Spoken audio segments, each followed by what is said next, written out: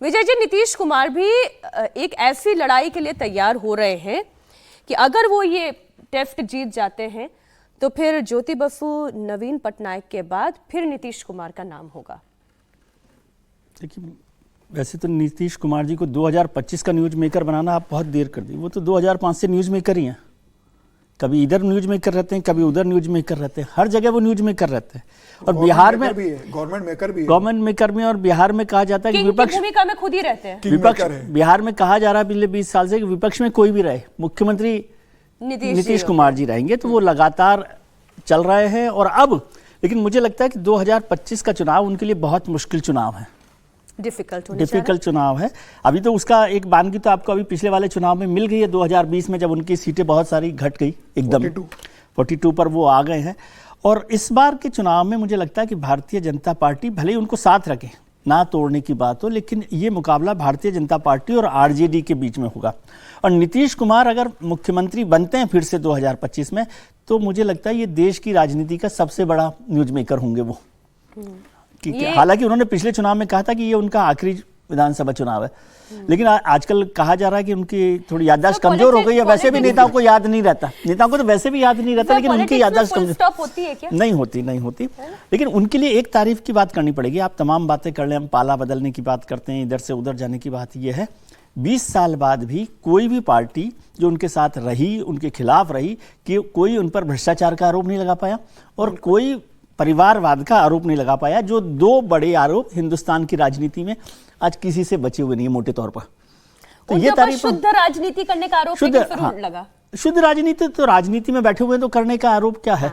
लेकिन कोई भी उन पर वंशवाद का, लेकिन इतने पाला बदलने के बाद भी यदि वो उन्होंने भ्रष्टाचार नहीं किया, मतलब आरोप नहीं है, मुझे नहीं पता क्या है क्या नहीं, क्योंकि आम नहीं, भ्रष्टाचार का उनके ऊपर कभी डायरेक्ट आरोप नहीं, और परिवारवाद का भी आरोप उन पर नहीं है। तो ये भी एक बड़ी बात है। और उसके बाद वो काम कर रहे हैं। हालांकि वो जो उनकी सुशासन बाबू की जो इमेज थी वो धीरे धीरे कमजोर होती जा रही है। तो क्या वो इस इमेज के लिए कुछ काम करेंगे, या अब वो तय करें कि नहीं, बिहार को एक नई शक्ल देने के लिए एक नई राजनीति के साथ आया जाए। मुझे लगता है 2025 से ही पहले उन्हें भारतीय जनता पार्टी को कहना चाहिए कि आप अपना कोई नए नेता के साथ चुनाव लड़िए और उसके साथ जाएं, जो उनकी मदद हो वो कर लें। लेकिन अभी तो वो रोज उनके फोन पे दोनों नंबर एक साथ चलते हैं, शायद आरजेडी का भी, बीजेपी का भी, कभी कोई दब जाता है, कभी कोई दब जाता है। लेकिन ये बीजेपी के लिए वाला ई सिम है, ये वाला बदलते रहते हैं।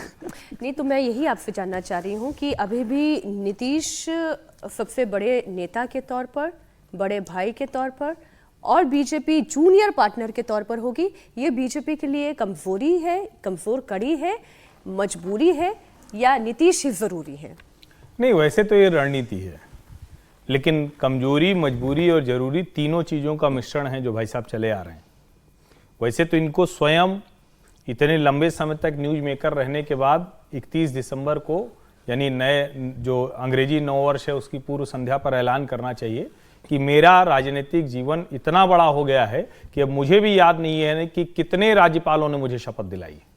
मतलब अभी 2015 के बाद आप याद करिए तो कृष्णनाथ त्रिपाठी, लालजी कुल मिलाकर वो 10वीं बार मुख्यमंत्री बने, चौहान 9वीं बार, 10वीं बार। अभी जब भारतीय जनता पार्टी के साथ, अच्छा, शायद 9 बार मुख्यमंत्री, 9 बार।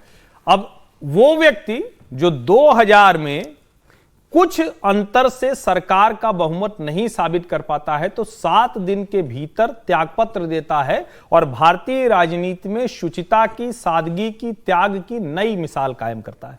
वो व्यक्ति जो बिहार को जंगल राज से निकालकर, जो बिहार में लड़कियों को साइकिल बांटकर उनको स्कूल पहुंचाकर, जो बिहार की पक्की सड़कें बनाकर, जो बिहार को एक नए सिरे से परिभाषित करता है, वो व्यक्ति आज इस स्थिति में पहुंच गया है कि आज हम 24 बीतते कह रहे हैं कि नीतीश जी अब तो छोड़ दीजिए।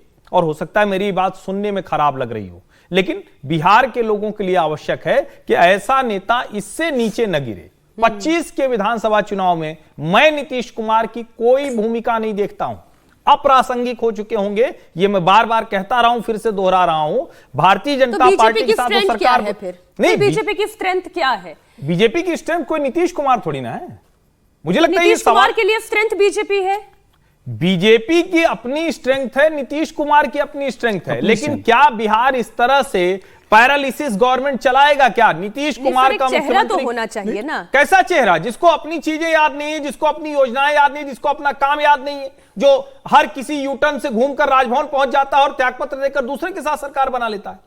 कहीं तो जाकर राजनीति में तय होगा। ठीक है, हम लोग ये कह सकते हैं भाई नीतीश जी बहुत बड़े आदमी, हम नहीं बोलेंगे, तो उनकी प्रशंसा तो मैं कर चुका ना शुरू में 1-2 मिनट। ठीक बात है। कितने समय प्रशंसा करेंगे? बिहार जहां खड़ा होना चाहिए आज बिहार वहां नहीं खड़ा है। उसको कम से कम अपने बगल के राज्य उत्तर प्रदेश से उदाहरण लेना चाहिए कि वहां कितनी तेजी से चीजें चल रही हैं और बिहार में अभी भी एक ढंग का शहर हो। नहीं तो मैंने इसलिए कहा कि बीजेपी के लिए 2 चैलेंज है। सर ब्रेक प्लीज, बोल दिया गया है मुझे कि बीजेपी के लिए 2 चैलेंज है। दिल्ली इसलिए बोला क्योंकि अरविंद केजरीवाल का तोड़ बीजेपी को नहीं मिल रहा है, और बिहार में चैलेंज ये है कि अगर नीतीश कुमार नहीं तो फिर कौन?